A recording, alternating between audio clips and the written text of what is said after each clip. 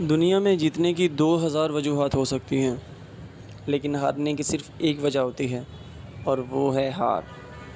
اور ضمنی الیکشن میں پاکستان مسلم لیگ نون ہار گئی۔ عمران خان جیت گئے اور اب میاں نواز شریف اور ان کی پارٹی کو اپنی ہار مان کر عمران خان کو مبارکباد پیش کرنی چاہیے۔ میں بھی تسلیم کرتا ہوں ضمنی الیکشنز کے دوران میرا تجزیہ غلط تھا۔ میرا خیال تھا پاکستان مسلم لیگ نون حلقوں کی ایکسپرٹ ہے، یہ جوڑ توڑ کو بھی اچھی طرح سمجھتی ہے، لہٰذا یہ 14-15 سیٹیں نکال لے گی۔ لیکن میرا تخمینہ غلط ثابت ہوا اور پاکستان مسلم لیگ نون نے ایڑی چوٹی کا زور لگا کر 4 اور پی ٹی آئی نے 15 سیٹیں حاصل کر لیں اور یوں سیاسی اپ سیٹ ہو گیا۔ پنجاب اسمبلی میں اب صورتحال یہ ہے: پاکستان تحریک انصاف 178 سیٹیں، کاف لیگ 10 سیٹیں اور پاکستان مسلم لیگ نون اور اتحادیوں کی 179 نشستیں، لہٰذا صاف نظر آ رہا ہے پاکستان تحریک انصاف حکومت بنائے گی اور چودھری پرویز الہی ان کے وزیر اعلیٰ ہوں گے، اور یہ اس عہدے پر کتنی دیر قائم رہتے ہیں اس کا فیصلہ آنے والے دن میں کریں گے۔ لیکن جہاں تک پاکستان مسلم لیگ نون کی ہار کا تعلق ہے تو وہ ہم یہ ڈسکس کر سکتے ہیں۔ پاکستان مسلم لیگ نون کی شکست کی پہلی وجہ تیاری کے بغیر اقتدار کے سمندر میں چھلانگ ہے۔ میاں نواز شریف کا خیال تھا عوام عمران خان کو کرسی سے گھسیٹ کر اتار دیں گے، لیکن 4 سال گزرنے کے بعد بھی جب یہ مرحلہ نہ آیا تو نون لیگ پریشان ہو گئی اور یہ ٹرپ میں آ گئی۔ شریف برادران کو طریقے سے بتایا گیا تھا عمران خان 100 سے زائد ریٹائرڈ جج بھرتی کر رہے ہیں اور یہ جج دسمبر 2022 تک اپوزیشن کی ساری قیادت کو جیلوں میں بھی پھینک دیں گے اور ڈسکوالیفائی بھی کریں گے، چنانچہ آپ کے پاس زیادہ وقت نہیں ہے۔ یہ بھی حقیقت ہے اسٹیبلشمنٹ نے مارچ 2021 میں حفیظ شیخ اور یوسف رضا گیلانی کے الیکشن سے پہلے پی ٹی آئی کا ساتھ چھوڑ دیا تھا۔ یہ آئیڈیا لیفٹیننٹ جنرل فیض حمید کا تھا۔ 3 مارچ کو الیکشن ہوا، حفیظ شیخ ہار گئے اور گیلانی صاحب جیت گئے۔ اسٹیبلشمنٹ کا خیال تھا عمران خان اپنی شکست کو سیریس لیں گے اور اپنے سیاسی معاملات درست کر لیں گے، لیکن وزیر اعظم نے 6 مارچ کو اعتماد کا ووٹ لینے کا اعلان کر کے اسٹیبلشمنٹ کو پریشان کر دیا اور یہ 72 گھنٹے جاگ کر حکومت بچانے میں لگ گئی۔ وزیر اعظم کو 178 ووٹ لانے کے لیے ایم این ایز کو سیف ہاؤسز میں بھی رکھا گیا۔ پارلیمنٹ لاجز میں ارکان اسمبلی کے دروازوں کے سامنے سیکورٹی بھی بٹھائی گئی اور اتحادیوں کو منا کر راضی کر کے اسلام آباد بھی لایا گیا اور یوں بڑی مشکل سے 178 ایم این اے پورے ہوئے۔ وزیر اعظم کے اعتماد کے ووٹ کے بعد ان کے سامنے ہاتھ باندھ کر کہا گیا: سر، یہ ہماری طرف سے آپ کی آخری سیاسی مدد تھی، اب اپنے فیصلے خود کریں، اور یوں اسٹیبلشمنٹ سائیڈ پر ہو گئی۔ آصف علی زرداری نے یہ دوری بھانپ لی اور انہوں نے میاں نواز شریف اور مولانا فضل الرحمان کو عدم اعتماد کے لیے راضی کر لیا اور یوں اتحادی حکومت بن گئی۔ لیکن ساتھ ہی نون لیگ سے 3 بڑی غلطیاں سرزد ہو گئیں اور یہ غلطیاں اسے 2 ماہ میں وہاں لے آئی جہاں اسے آنے میں 5-7 برس چاہیے تھے۔ نون لیگ کی پہلی غلطی مفتاح اسماعیل کو وزیر خزانہ بنانا تھا۔ مفتاح اسماعیل ایک غیر سنجیدہ شخص ہیں، یہ بڑے ظالمانہ فیصلے ہنستے ہنستے کر جاتے ہیں اور یہ حرکت وزیر خزانہ کی شایان شان نہیں ہوتی۔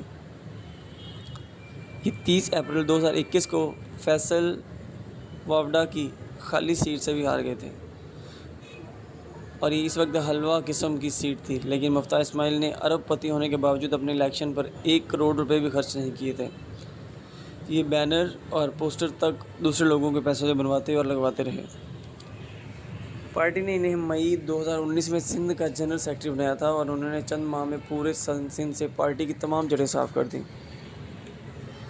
یہ 2018 میں 1 ماہ 4 دن کے لیے وزیر خزانہ بنائے گئے تھے اور انہوں نے اس زمانے میں بھی معیشت کا بیڑا غرق کر دیا۔ پاکستان FATF میں بھی پھنس گیا تھا، IMF کے شکنجے میں بھی آ گیا تھا اور ڈالر بھی 10 روپے مہنگا ہو گیا، لہذا یہ ایک بیڈ چوائس ثابت ہوئے۔ اور اگر ان کی جگہ یہ قلم دان اسحاق ڈار کو دے دیا جاتا تو آج ملک کی صورتحال مختلف ہوتی۔ دوسری غلطی پنجاب میں حمزہ شہباز کو وزیر اعلیٰ بنانا تھا۔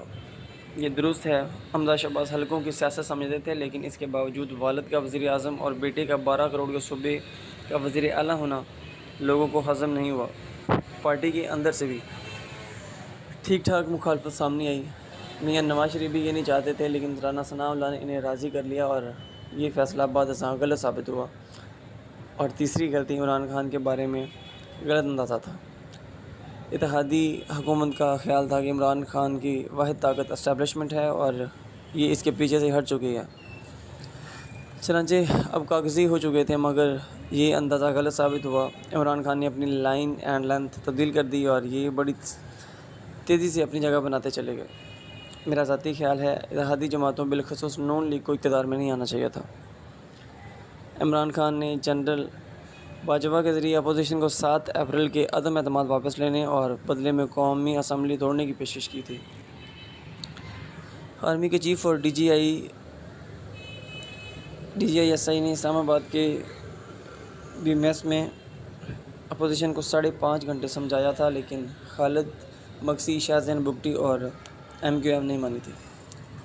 خالد مکسی نے جواب دیا تھا، میں بلوچستان کا بڑا ذمہ دار ہوں، میں لاکھوں ایکڑ کا مالک ہوں، لیکن عمران خان نے مجھے کبھی عزت نہیں دی، لہٰذا میں اس کی کوئی شرط نہیں مانوں گا۔ شاہ زین بگٹی کا کہنا تھا، عمران خان میرا نام تک نہیں جانتے، یہ مجھے شہزان بگٹی کہتے ہیں، جبکہ ایم کیو ایم کا کہنا تھا، ہمیں کراچی میں اپنا مینڈیٹ واپس لینے کے لیے وقت چاہیے اور یہ نون لیگ کی حکومت بنانے پر مجبور ہو گئی۔ میرا خیال ہے کہ اگر حکومت بناتے وقت بھی عقل سے کام لے لیتی اور یہ اگر شہباز شریف کی جگہ احسن اقبال، شاہد خاقان عباسی یا خواجہ آصف کو وزیر اعظم بنا دیتی تو شاید پارٹی کی عزت بچ جاتی، لیکن پارٹی نے اپنے پوسٹر بنوائے، میاں شہباز شریف کو میدان میں اتار کر خود کو سیاسی لحاظ سے برہنہ کر لیا، اور یہ ثابت ہو گیا میاں شہباز شریف صوبے کی حد تک تو ٹھیک تھے، مگر پورا ملک چلانا ان کے بس کی بات نہیں، اور اوپر سے پنجاب حمزہ شہباز شریف کے حوالے کر دیا گیا اور یوں اس تاثر پر مہر لگ گئی۔ شریف فیملی سارے فصل اپنے گھر تک رکھنا چاہتی تھی، یہ چھلکے بھی کسی کے ساتھ شیئر نہیں کرتے۔ تاہم میں یہاں میاں نواز شریف کو ایک کریڈٹ دوں گا، یہ اقتدار میاں شہباز شریف کی وزارت عظمیٰ حمزہ شہباز کو وزیر اعلیٰ بنانے اور ووٹ کو عزت دو کے نعرے سے پیچھے ہٹنے کے لیے تیار نہیں تھے، لیکن پارٹی نے انہیں باندھ کر مروا دیا۔ یہ شہباز شریف نے ڈیل کی اور ملک احمد خان اور عطاء اللہ تارڑ نے اس ڈیل کو حتمی شکل دی، اور یوں آج پارٹی نہ رہی۔ ہم اب آتے ہیں سیاسی مستقبل کی طرف۔ میرا خیال ہے فریش مینڈیٹ کے علاوہ اب کوئی آپشن نہیں بچا۔ یہ حکومت جتنی دیر چلتی رہے گی، ملک اتنا ہی سیاسی، سفارتی اور معاشی گرداب میں پھنستا چلا جائے گا، اور اسے اس گرداب سے نکالنے کے لیے جلد یا بدیر مارشل لا لگانا پڑ جائے گا یا پھر جوڈیشنل کو کرنا پڑ جائے گا۔ بصورت دیگر یہ سنبھل نہیں سکے گا، اور اگر ایک بار مارشل لا لگ گیا تو پھر 10-20 سال ختم نہیں ہوگا، اور اس وقت تک تینوں پارٹیوں کی قیادت زمین سے آسمان پر شفٹ ہو چکی ہوگی۔ 25 مئی کو لانگ مارچ کے دوران بھی پی ٹی آئی اور اتحادی حکومت کے وفد کو بلا کر یہ سمجھایا گیا تھا، انہیں بتایا گیا تھا کہ اگر آج ریڈ زون میں لوگ مرے تو مارشل لا لگ جائے گا، اور آپ 20 سال تک کے لیے سیاسی واپسی کا آپشن بھی بھول جائیں گے۔ ملک کے حالات آج بھی اتنے ہی خطرناک ہیں۔ سیاسی جماعتیں اگر اکٹھی نہ بیٹھیں یا اگر کسی متفقہ لائحہ عمل پر نہ آئیں تو پھر مارشل لا کے خلاف کوئی آپشن نہیں رہ جائے گا، اور ہم بڑی تیزی سے اس کی طرف بڑھ رہے ہیں۔ میں یہاں آپ کو یہ بھی بتاتا چلوں، اسٹیبلشمنٹ نے واقعی خود کو سیاست سے دور کر لیا ہے، فیصلے اب گھوڑے کر رہے ہیں اور میدان کر رہے ہیں، لیکن سوال یہ ہے یہ فیصلہ کب تک برقرار رہ سکے گا؟ ملک اور معیشت اگر دونوں نہیں سنبھلتی، سیاستدان کسی کم سے کم ایجنڈے پر متفق نہیں ہوتے، تو اسٹیبلشمنٹ خود کو کتنی دیر تک اس گندے باہر رکھ سکے گا؟ اسے جلد یا بدیر میدان میں کودنا پڑے گا، اور اس فیصلے کے بھی اپنے برے نتائج ہوں گے، اور یہ نتائج بہرحال ملک کی 3 بڑی سیاسی جماعتوں کو بھگتنا پڑیں گے۔ اور کیا یہ اس کے لیے تیار ہیں؟ اگر ہاں تو بسم اللہ، اور پھر 20 سال کے لیے سیاست بھول جائیں، اور اگر نہیں تو پھر میاں نواز شریف کو آگے بڑھ کر عمران خان کو مبارکباد پیش کرنی چاہیے، اور انہیں الیکٹورل ریفارمز آف چیف کی تقرری کا طریقہ کار اور اگلے الیکشن کے لیے اکٹھے بیٹھنے کی دعوت دینی چاہیے، اور عمران خان کو یہ دعوت قبول کر لینی چاہیے، کیونکہ یہ جمہوریت کے لیے آخری موقع ہے۔ ہم نے اگر یہ بھی کھو دیا تو پھر ہمیں واپسی کے لیے لمبا سفر طے کرنا پڑے گا۔